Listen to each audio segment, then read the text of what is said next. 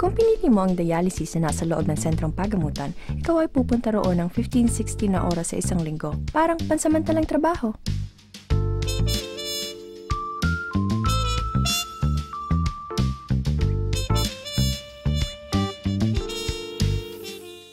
Ang mga ospital at mga sentro ng paggamutan sa komunidad sa buong BC ay nilagyan ng mga pasilidad para sa mga taong nangangailangan ng tulong sa dialysis. Ang mga taong tumatanggap ng dialysis sa mga ospital ay kadalasang mas hindi malusog at nangangailangan na maging malapit sa mga serbisyong pinagkakaloob sa isang ospital. Ang mga taong nagpupunta sa mga sentro ng paggamutan sa komunidad ng dialysis ay kadalasang nangangailangan ng tulong o kaya ay hindi makapag-dialysis sa bahay. Si Marn Pedersen ay nabubuhay ng isang aktibong independenteng pamumuhay. Isang retiradong terapista ng panlibang. Siya ay 2 ulit na naputulan dahil sa neuropasyang diabetes. Ang mismong gamutan ay 4 na oras, ngunit sa pangkalahatan, ako'y nandoon ng 5 oras.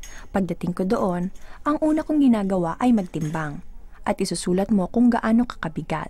Kailangan mong kuhain ng iyong temperature. Isulat mo ito para kapag tinawag ka na ng nurse para sa iyong paggagamot, may bibigay mo sa kanya ang maliit na papel at para na rin natapos ang bahagi ng trabaho. Napakakaunti ng pakiramdam ko sa aking mga kamay dahil ang mga dulo ng nerbyo ay unti-unting namamatay, kaya ako ay nahihirapang kumurot. Kailangang tingnan para makita ko kung napulot ko ang sulat at ito ay nasa aking kamay. Kailangan kong tingnan dahil hindi ko mararamdaman kung nahulog o nawala ko ito. Ang hemodialysis ay isang panggagamot na naglilinis ng dugo. Mga 3 beses sa isang linggo, ang dugo ay kinukuha sa katawan sa pamamagitan ng isang makina ng dialysis at dumadaan sa isang artipisyal na bato na tumutulong na magalis ng mga dumi sa dugo. Ang bawat gamutan ay umaabot ng 4 hanggang 5 oras. Upang magkaroon ng hemodialysis, kailangan mo ng isang gumaganang access para ang makina ng dialysis ay kumukonekta sa daluyan ng iyong dugo. Nangangailangan nito ng pagtitistis at kumukonsumo ng oras para isaayos at gumaling, kaya hanggang maaari ang pagtitistis ay ginagawa ng mabuti bago magsimula ang gamutan. Ang access ay kadalasang ginagawa sa pamamagitan ng isang pistula o isang dugtungan. Ang pistula ay ginagawa sa pamamagitan ng pagdudugtong ng arterya at ugat. Ang graft ay nagsasangkot ng pagsisingit ng isang maikling piraso ng tubo na gumaganap bilang isang artipisyal na ugat. Sa ibang mga kaso na kung saan ang mga ugat ay masyadong maliit para makapagbigay ng sapat na daloy ng dugo para sa hemodialysis, o kung ang pag-access sa daluyan ng dugo ay kinakailangan kaagad, ang isang central venous na kalilya ay kinakailangan. Ang kalilya ay isang tubo na ipinapasok sa pamamagitan ng pagtitistis sa loob ng isang malaking ugat na nasa gilid ng leeg.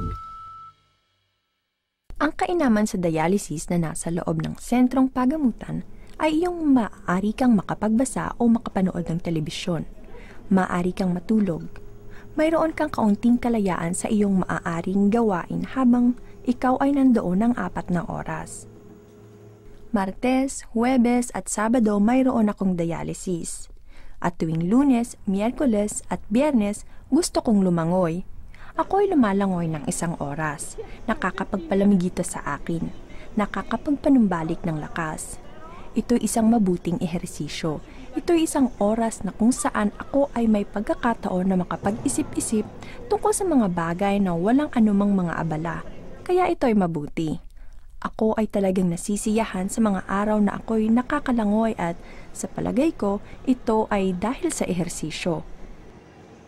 Tuwing Martes, Huwebes, Sabado, maganda ang aking pakiramdam, ngunit pagkatapos ng dialysis, ako ay kadalasang nakakatulog.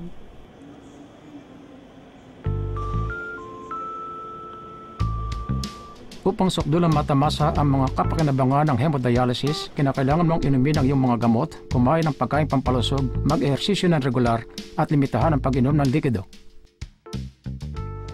Sa aking palagay, ang iyong pagtingin sa pagkakaroon ng sakit sa bato ay kinakailangang maging positibo. Ako'y lumalangoy, ako'y naglalaro ng baraha, ako'y namimili, nagpapaayos ako ng buhok, at ako ay nagpapalinis ng aking kuko. Maaari ka pa ring mabuhay ng isang ganap na pamumuhay. Ang paggagamot na hemodialysis ay bahagi ng isang plano ng lubos na pangangalaga na kinabibilangan ng dieta, ehersisyo at mga regular na pagsusuring medikal.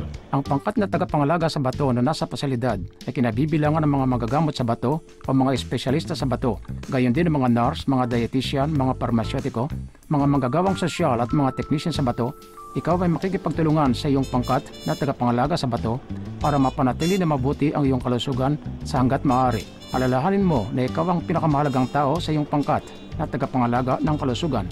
Mas lalo mong pamahalaan ang iyong kalusugan at pangangalaga, mas bubuti ang iyong pakiramdam. Para sa listahan ng mga unit ng hemodialysis sa BC, magtungo sa website ng ahensya sa bato sa BC sa www.bcrenalagency.ca.